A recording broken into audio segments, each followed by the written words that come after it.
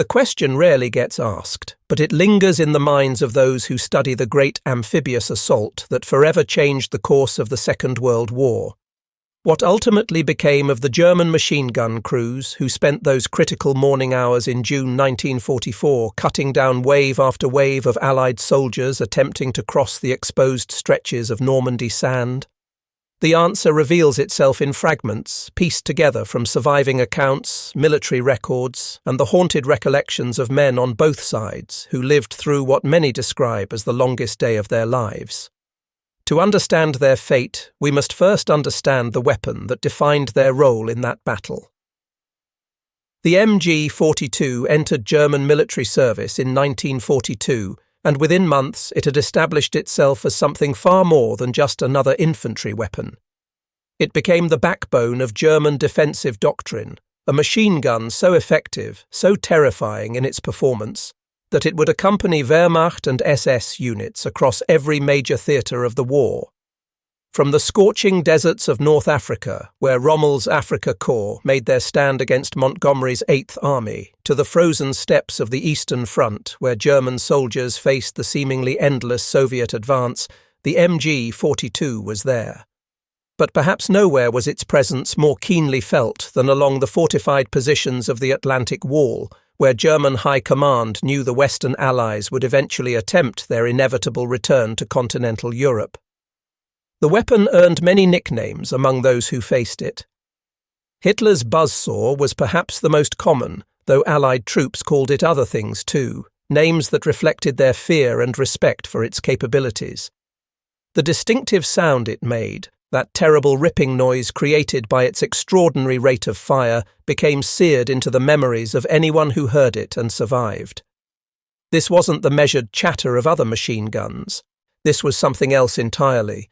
A continuous tearing sound that seemed to fill the air itself with death. Veterans who encountered it described how the sound alone could root men to the spot, how it could drain the courage from even the most determined soldier. But beyond the technical specifications, beyond the notorious reputation, beyond even the fearsome sound that announced its presence, there were men behind those guns.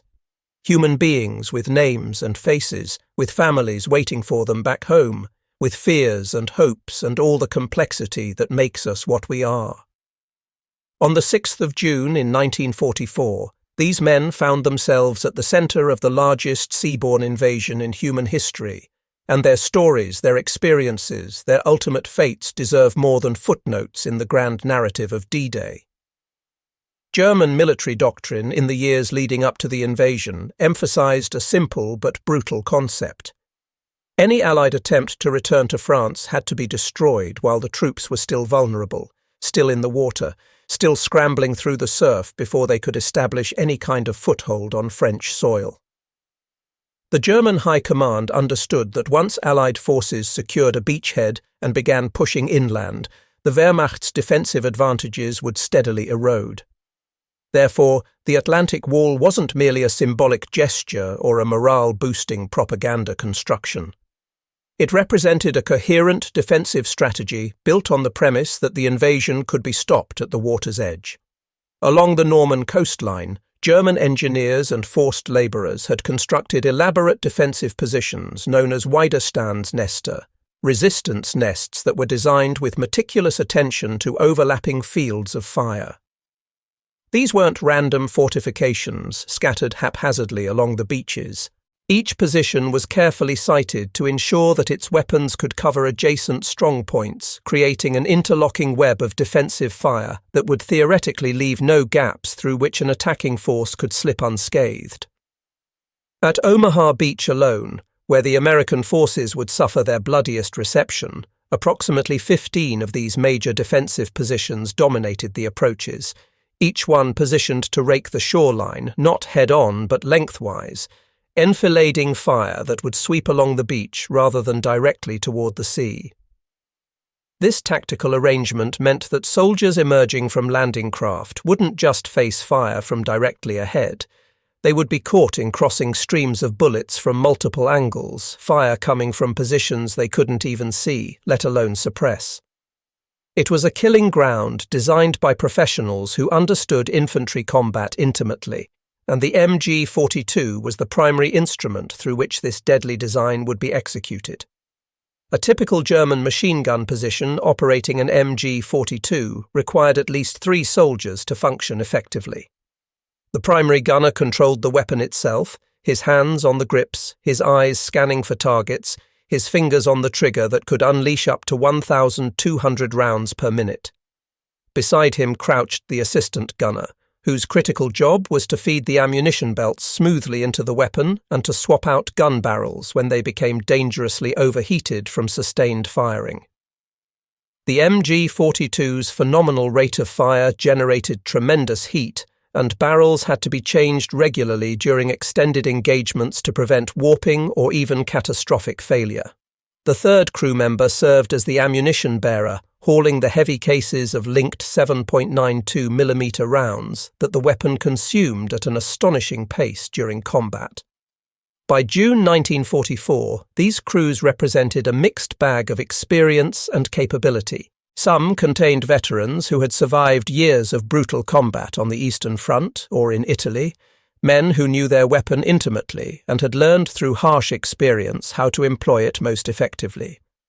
They understood the rhythm of combat, knew when to fire and when to hold, recognized the importance of fire discipline and ammunition conservation. Others were younger troops, recent conscripts, or those pulled from rear area duties, soldiers who might have trained with the MG42 but had never actually fired it in anger, never felt the weapon buck in their hands while real human beings fell under their bullets. Regardless of their varied backgrounds and experience levels, every man in those positions received the same fundamental orders as the dawn of June 6th approached: maintain fire on the beaches, keep shooting until either the invasion was broken or you were dead. There was no middle ground, no provision for retreat or withdrawal.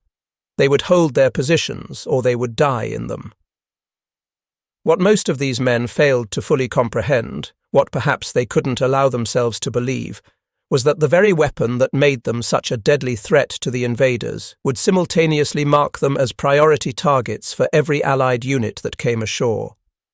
The Allied planning staffs had spent months, even years, preparing for this invasion. They knew the approximate location of many German defensive positions. Reconnaissance aircraft had photographed the coastline repeatedly. Analysts had pored over the images. Intelligence officers had interviewed French resistance members and examined captured German documents.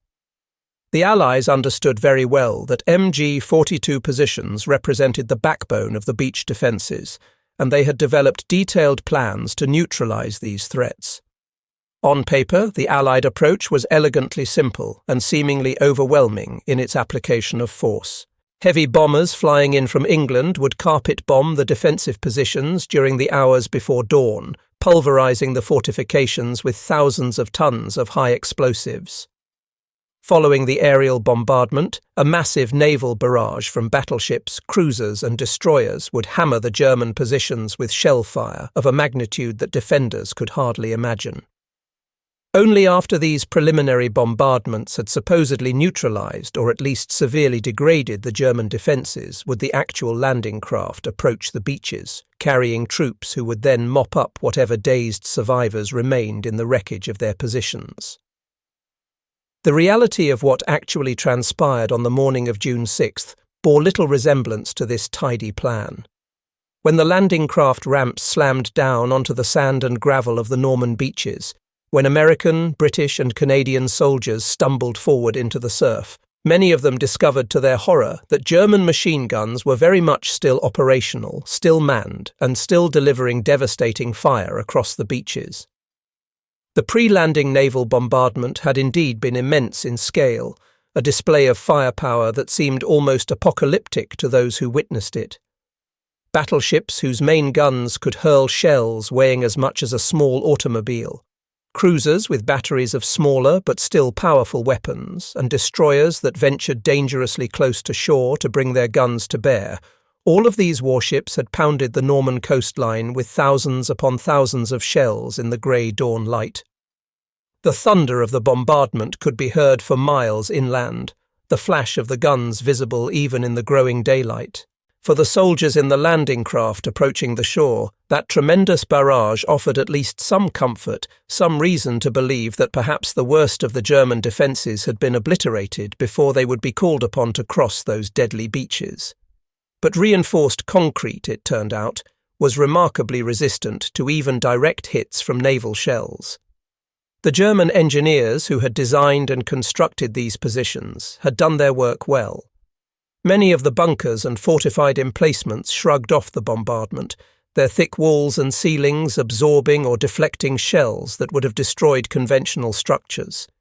Steel doors held, firing ports remained clear, and when the smoke began to clear, when the naval guns fell silent to avoid hitting the incoming landing craft, German crews emerged from whatever shelter they had found, returned to their weapons, and prepared to do exactly what they had been trained to do.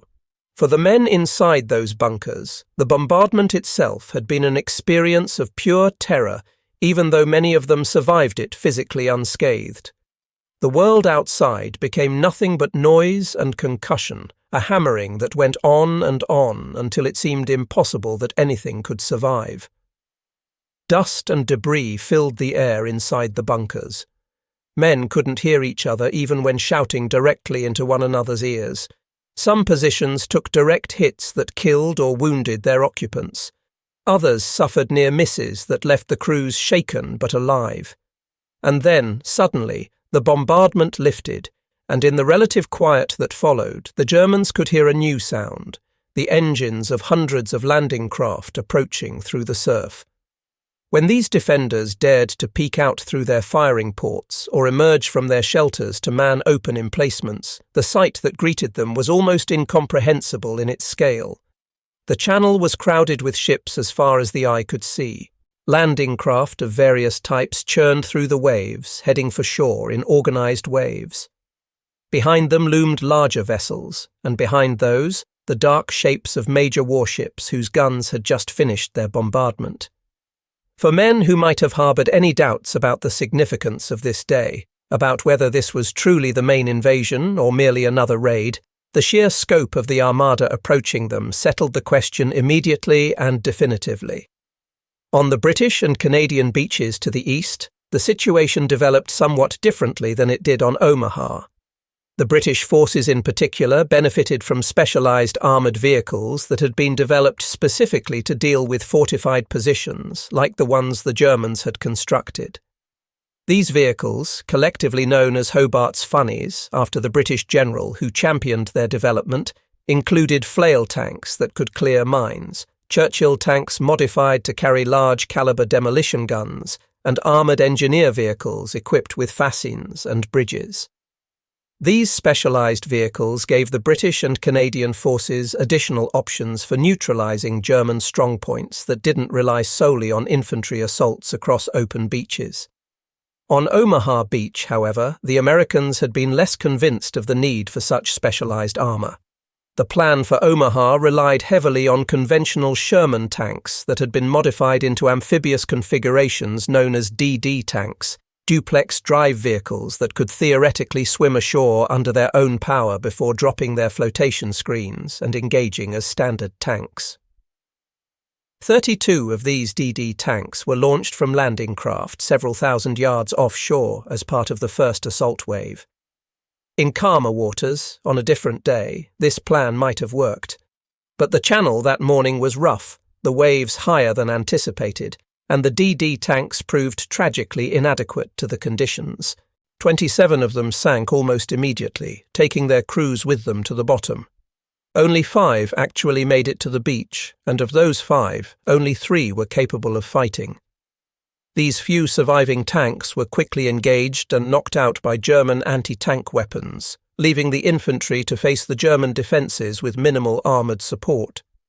The burden of silencing the German MG42 positions thus fell almost entirely on the infantry themselves, on riflemen and combat engineers who had to cross hundreds of yards of open beach while under sustained machine gun fire, close with fortified positions, and destroy them with whatever weapons and tactics they could bring to bear.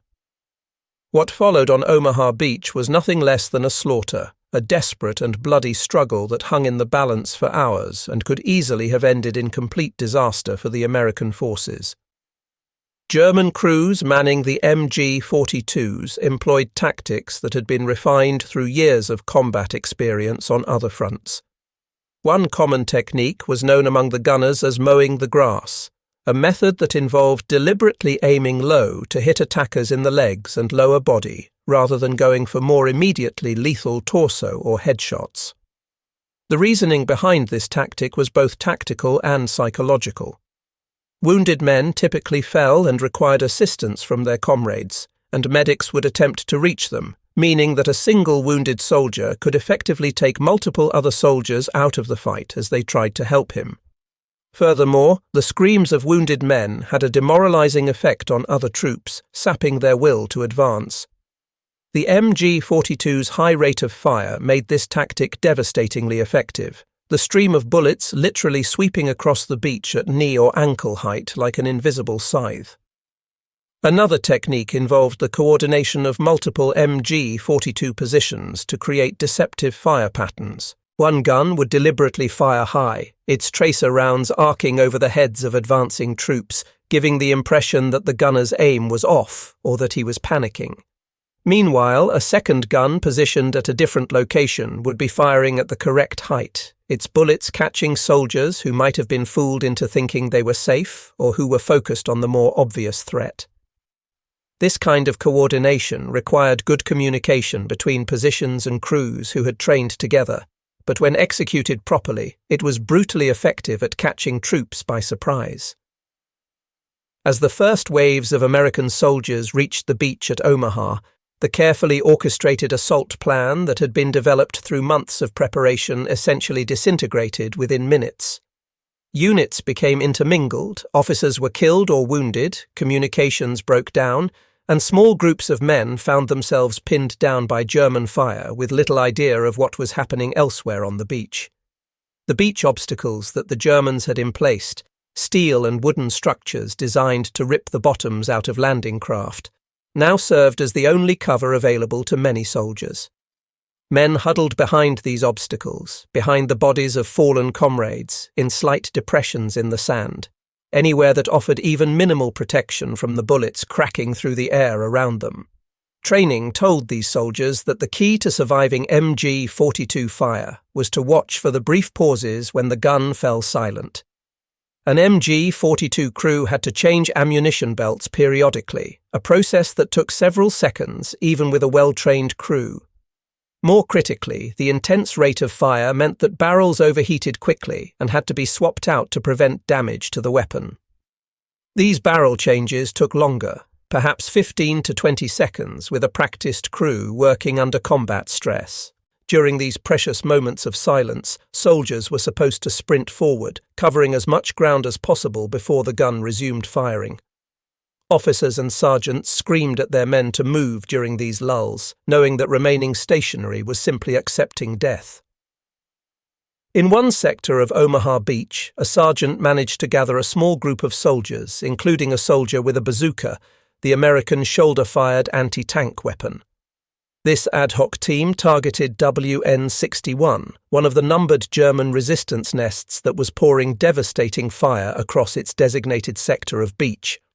Working their way forward by inches, using whatever cover they could find, this group managed to get close enough to engage a German 50mm anti-tank gun that was supporting the machine gun positions. The bazooka round found its mark, knocking out the anti-tank gun and temporarily disrupting the defensive fire from that position. The Americans then pressed their advantage, crawling forward and engaging the machine gun positions directly. In savage close-range fighting, they killed 7 German defenders and destroyed 2 separate MG42 positions, though not without cost.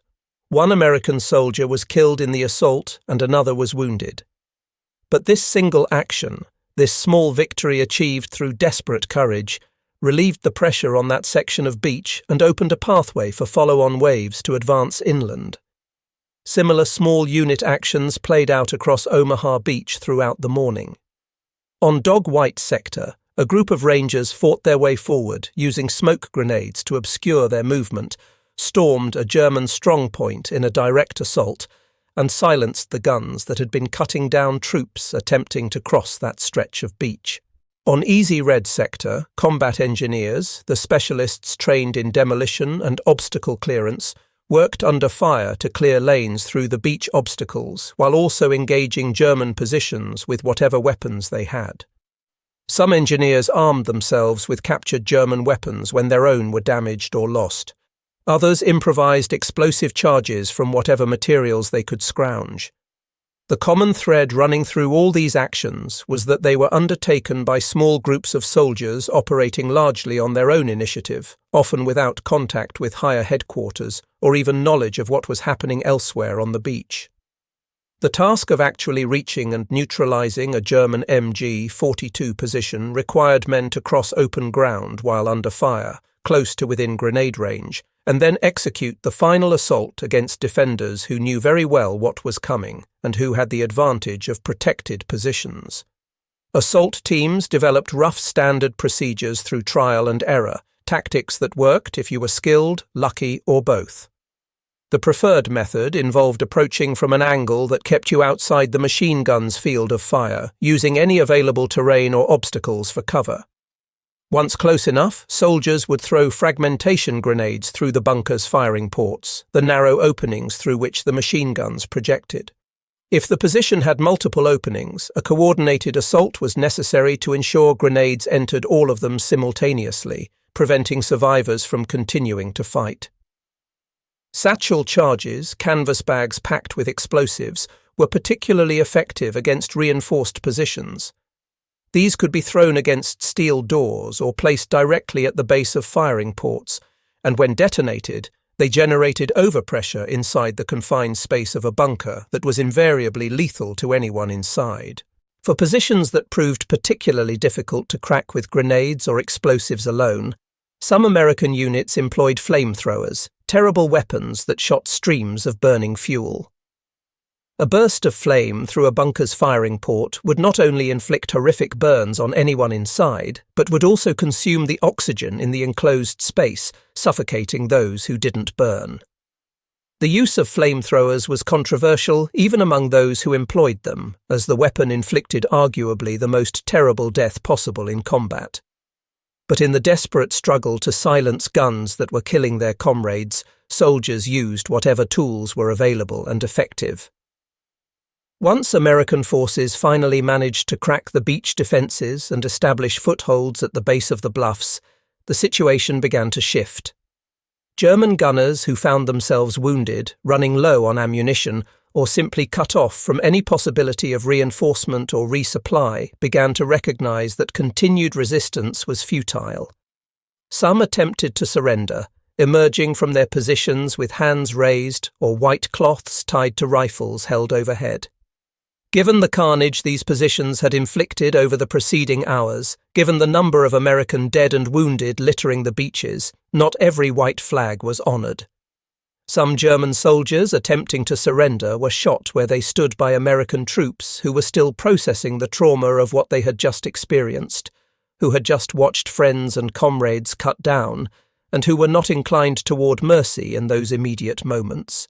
These killings violated the laws of war, violated American military regulations and the Geneva Conventions that theoretically governed the conduct of warfare, but they happened nonetheless, consequences of the heat and horror of combat that official histories often gloss over or omit entirely. By early afternoon on June 6th, the momentum on Omaha Beach had definitively shifted despite the morning's disasters. Small groups of American infantry and engineers had successfully seized positions on the high ground overlooking the beaches. From these elevated positions, they could engage German strongpoints from angles that had previously been protected, could bring fire down on positions that had been nearly immune to frontal assault. The surviving German resistance nests were systematically destroyed or bypassed as American forces pushed inland, linking up isolated footholds into a continuous beachhead and opening the beach exits that would allow the massive follow-on waves of troops and equipment to move off the beaches and into the Norman interior. An after-action report compiled from the Omaha beach assault, a dry military document attempting to analyze what had happened and why, concluded that the bluffs were ultimately taken through nothing more or less than the undaunted courage of infantry and engineers, and that this success had been achieved despite the fact that the pre-landing bombardment had largely failed in its objective of neutralizing the German defenses. The report didn't say it in so many words, but the implication was clear. American soldiers had succeeded where the plan had failed, had overcome defenses that should have stopped them, through sheer determination and individual acts of courage that couldn't be anticipated or planned for. When the MG42s finally fell silent across the beaches, when the last positions were either destroyed or abandoned, the effect was immediately and dramatically apparent. Beach exits that had been impassable death traps opened up. Armoured vehicles began pushing inland rather than being pinned at the water's edge. Isolated pockets of American troops that had been fighting independently linked up into larger formations. The invasion that had hung by a thread for hours suddenly gained unstoppable momentum, and despite everything the Germans had done, despite the deadly effectiveness of their defences, despite the catastrophic failures of the Allied pre-landing bombardment and the loss of most of the amphibious tanks, the Allies were ashore and they were staying. The MG42 crews would continue to fight throughout the Normandy campaign. The weapon would show up again in the dense hedgerows of the bocage, where its defensive capabilities proved valuable in a different kind of warfare, one characterized by close-range engagements in terrain that limited visibility and fields of fire. But never again would these crews have the advantage they possessed on D-Day. Never again would they be so ideally positioned to inflict such devastating casualties on attacking forces. More importantly, never again would they have a realistic chance of stopping the Allied advance in a single day, of breaking the invasion before it could establish itself on French soil. That window had closed forever in the space of a single June day in 1944.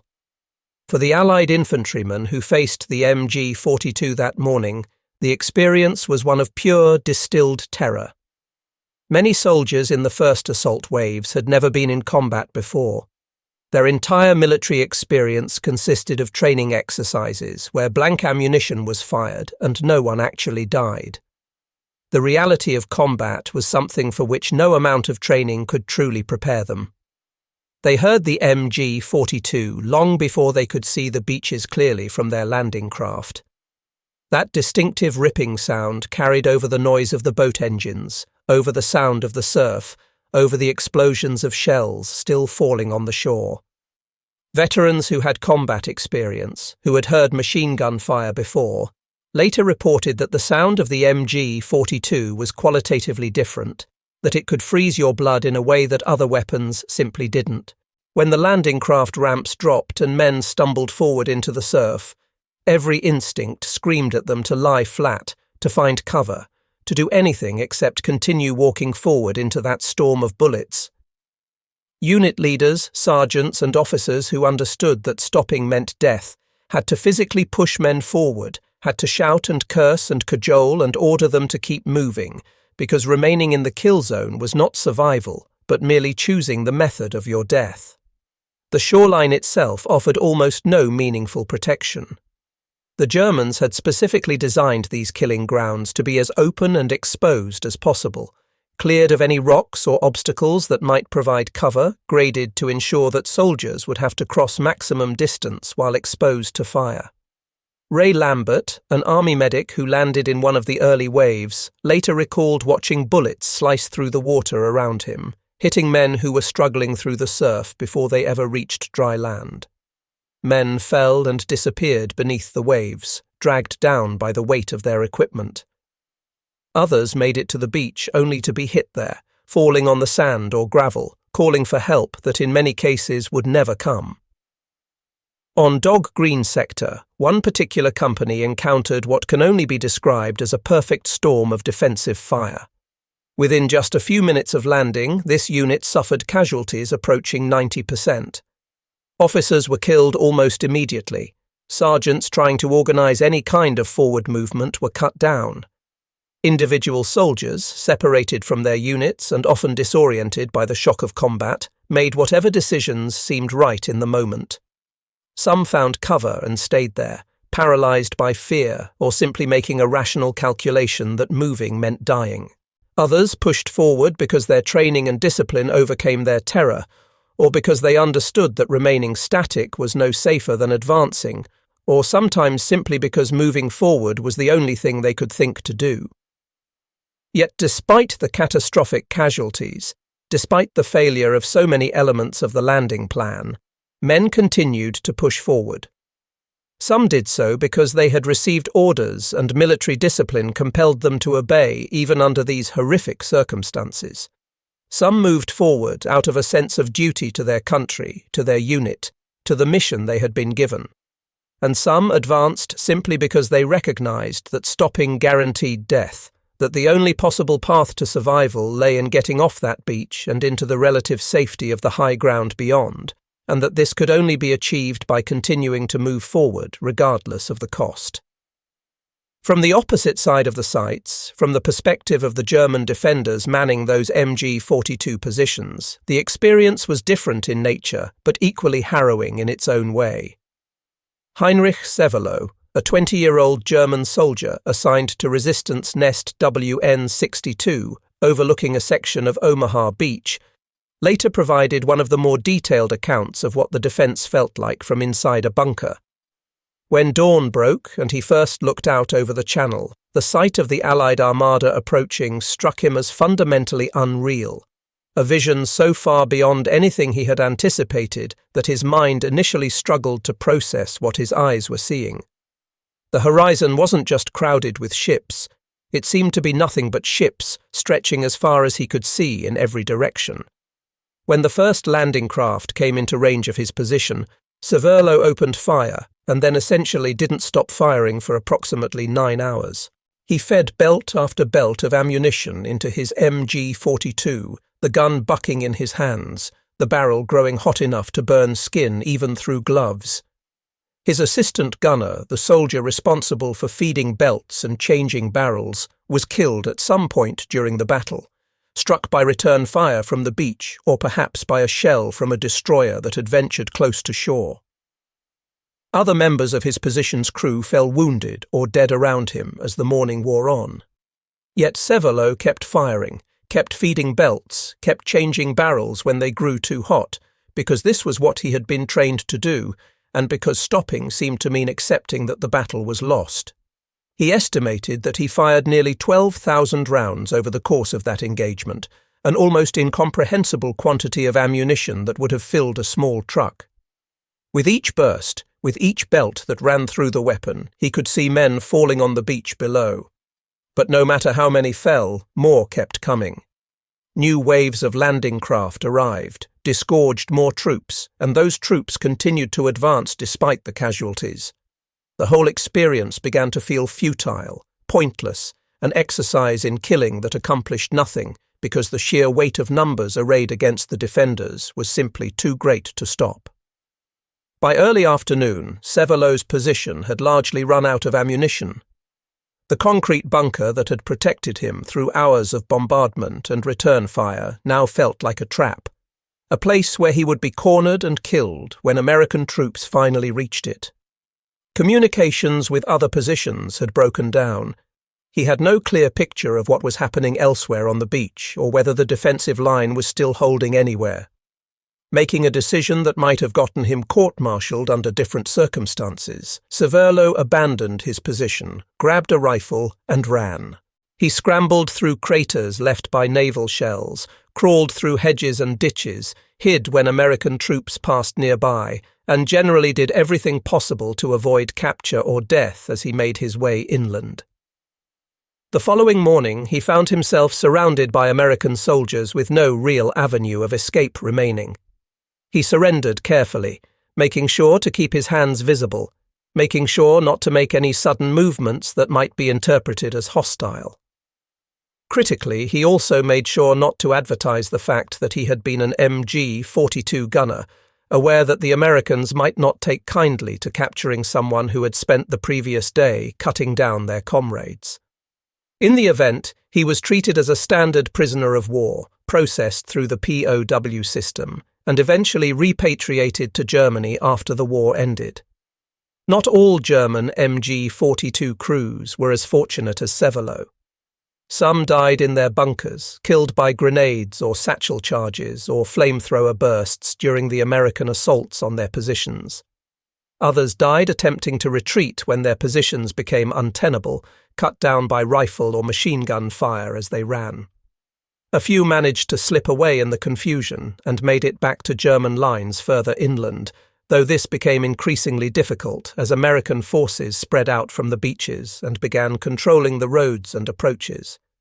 Those who were captured alive often expressed genuine surprise that they were being allowed to surrender, that American troops were taking prisoners rather than simply shooting them where they stood. Given the carnage on the beaches, given the number of American dead and wounded that the defenders had inflicted, many German soldiers had convinced themselves that surrender wouldn't be accepted, that they would be killed regardless of whether they tried to give themselves up. This fear wasn't entirely irrational. There were incidents, never officially documented in any systematic way but attested to by numerous individual accounts, of German prisoners being shot after surrendering, particularly in the immediate aftermath of the most bitter fighting. The psychological scars cut deeply on both sides. American veterans who survived Omaha Beach never forgot the sound of the MG42, that terrible ripping noise that announced death was in the air. Decades later, in interviews and memoirs, survivors would describe how hearing anything similar to that sound, even something as innocuous as fabric tearing or machinery operating at a particular speed, could trigger memories of that morning. German survivors like Sevelo carried their own memories, their own nightmares. They remembered the faces they had seen through their gun sights, remembered specific men falling, remembered the moment when the battle turned and they knew they had lost, despite all the killing they had done.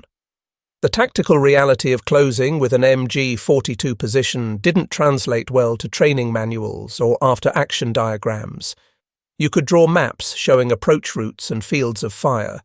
You could calculate angles and ranges, but none of that captured what it actually felt like to crawl forward across open ground toward a bunker from which bullets were flying, to know that you were betting your life on the hope that the gunner wouldn't see you, wouldn't adjust his fire a few degrees and cut you down before you could close the distance.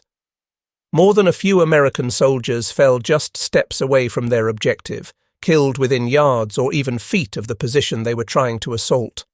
Inside those German bunkers, in the final moments before they were overrun, the defenders faced their own private terror. The same thick concrete walls and narrow firing ports that had protected them from naval shells and rifle fire now became liabilities, traps that confined them when American assault teams got close. A German soldier manning an MG42 could dominate the beach for hundreds of yards to his front, but once American troops got to the sides or behind his position, those thick protective walls prevented him from engaging them.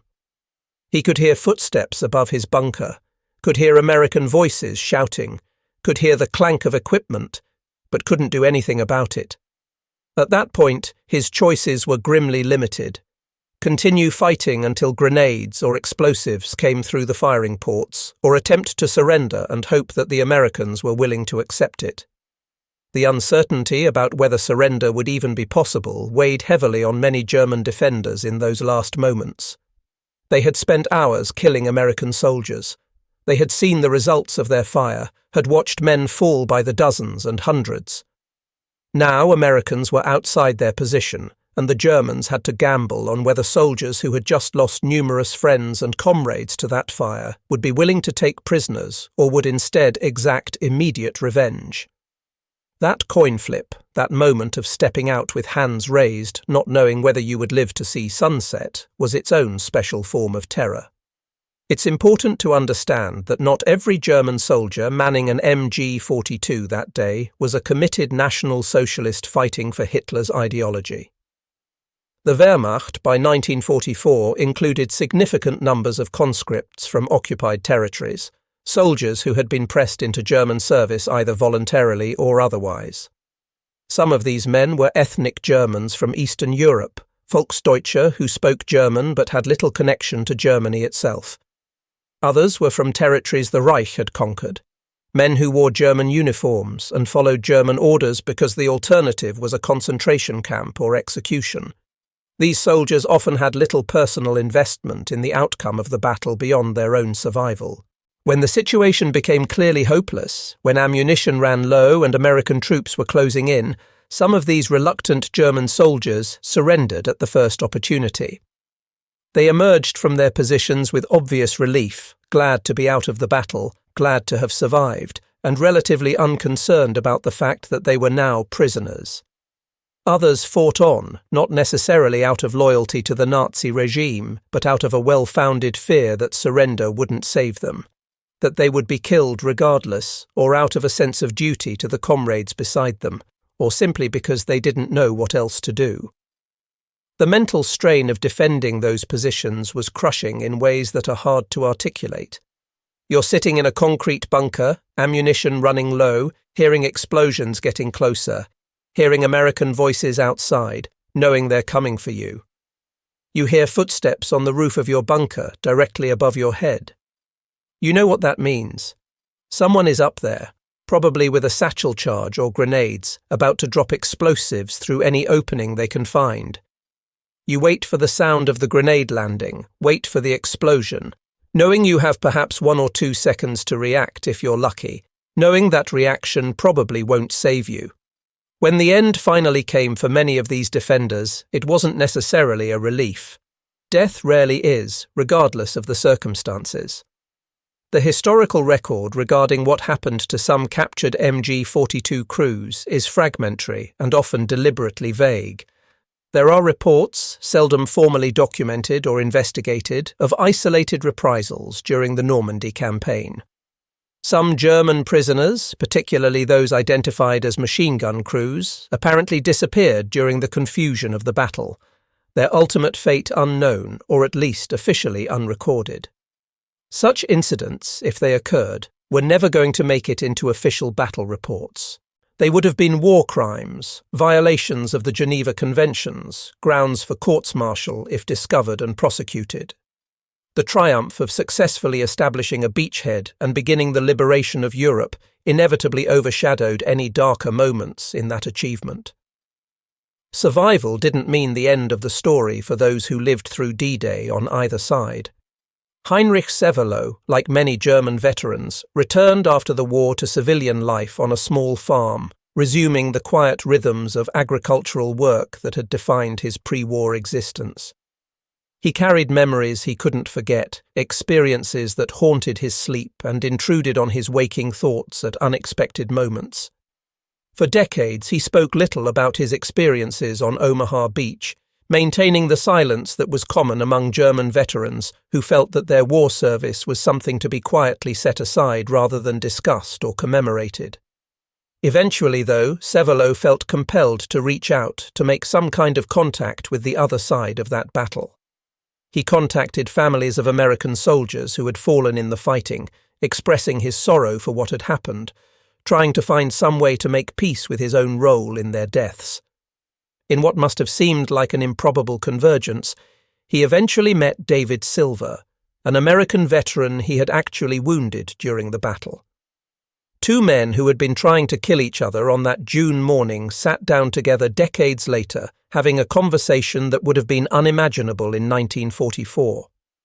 They found, if not complete closure, then at least a small measure of peace, a recognition of their shared humanity that the circumstances of war had temporarily erased. Many German veterans of the beach defences lived similar lives, quietly carrying burdens they discussed only with others who had been there, who understood what it had been like. For them, the MG42 was simultaneously a source of professional pride as soldiers who had been good at their jobs and a private burden as men who had killed many other men and who had to find a way to live with that knowledge. They had been effective in their role. The casualty figures from beaches like Omaha demonstrated that beyond any doubt. But effectiveness in killing brings its own psychological costs, consequences that persist long after the shooting stops. In the decades since D-Day, the MG42 has maintained its presence in the collective memory of the Second World War in ways that few other weapons have. When military historians or memoirs discuss machine gun fire during the Normandy invasion, they almost invariably mean the MG42. The weapon has appeared in countless films and documentaries about the war. The Longest Day, the epic 1962 film adaptation of Cornelius Ryan's book, featured the sound of MG42s prominently in its D-Day sequences. Saving Private Ryan, Steven Spielberg's visceral 1998 depiction of the Omaha beach landing, recreated that distinctive buzzing rip in its opening sequence, ensuring that new generations would associate that sound with the terror of the invasion beaches. The concrete bunkers themselves still stand along the Norman coastline, silent monuments to the battle that was fought there. Tourists visit them, walking through the firing ports from which German crews once directed their deadly fire, looking out over beaches that have long since returned to peaceful purposes. The bunkers serve as tangible reminders of the weapon's effectiveness and of the price paid to overcome it. They're preserved not just as historical curiosities, but as memorials to the terrible human cost of the battle, honouring both those who attacked and those who defended, recognising that courage and sacrifice existed on both sides, even in a war where the moral stakes were as clear as they were in the fight against Nazi Germany. The story of the MG42 crews on D-Day ultimately doesn't fit into simple narratives of heroism or villainy. These were men who found themselves in terrible circumstances, following orders, trying to survive, fighting for a cause that history has rightly condemned, but which from their limited perspective in that moment was their nation and their duty. Some were committed Nazis who believed in Hitler's vision. Many more were simply soldiers doing what soldiers do, following the orders they were given, looking out for the comrades beside them and hoping to make it through another day. Their fate, when the battle turned against them, varied widely. Some died in their positions. Some were killed attempting to retreat. Some surrendered and survived as prisoners of war, eventually returning to Germany to rebuild lives in the ruins of their defeated nation. A few faced rougher justice at the hands of American troops who had just endured the hell those guns had created. Most lived out their years quietly, carrying memories that never entirely faded, occasionally connecting with veterans from the other side in those meetings that helped both sides find some measure of peace with what they had experienced and what they had done. The MG42 itself continued in service long after World War II ended. The design was so effective that it was adopted by numerous militaries in the post-war period. The West German Bundeswehr adopted an updated version as the MG3, which remains in service to this day in various countries. The weapon's fundamental design principles influenced machine gun development worldwide. But despite its continued technical success, the MG42 will always be most strongly associated with that June morning when it nearly succeeded in stopping the largest amphibious invasion in history, when the fate of Western Europe hung in the balance on the Norman beaches, and when men on both sides faced the ultimate test of courage under conditions that few human beings ever experience and fewer still survive.